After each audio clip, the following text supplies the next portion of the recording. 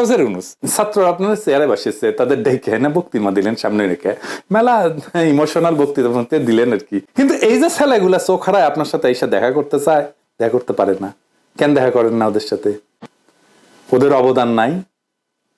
ওরা লড়াই করে নাই? ওরা হারায় নাই কিছু? কেন দেখা করেন না তাদের সাথে? না করতেছেন চিকিৎসা, না নিচ্ছেন কোনো খবর। ওর পায়ের বিনিময়ে আপনি ওই চেয়ার অন করছেন, এই ছেলেগুলোর চোখের বিনিময়ে ওই চেয়ারে বসছেন আপনি। আপনারা কেউ গুলি খান নাই, গুলির দুঃখ বুঝবেন না। ঢাকা মেডিকেল নেওয়ার পরে আমাকে অপারেশন করলো, পরের দিনেই অপারেশন করে 3টা গুলি বের করলো। ওইখান থেকে আমার সিট গেল জাতীয় চক্ষু হসপিটালে, ওইখানে আমার এই যে অপারেশন করলো 4-5 দিন পরে, আবার অপারেশন করলো, 2বার অপারেশন করলো আমার চোখটাকে। 2বার অপারেশন করার পরে কেন 8টা গুলি চোখের ভিতরে থাকে যায়? আমি পঙ্গু মানুষ, মানে আমি চলতে পারি, আমার হুইল চেয়ার দিয়ে চলতে হয়, আমার হাতে দেখেন, পা দেখেন, আমাকে কেন ধরে রাখছে? আমার প্রশ্ন, আমার এখানে আসতে হয়েছে কেন?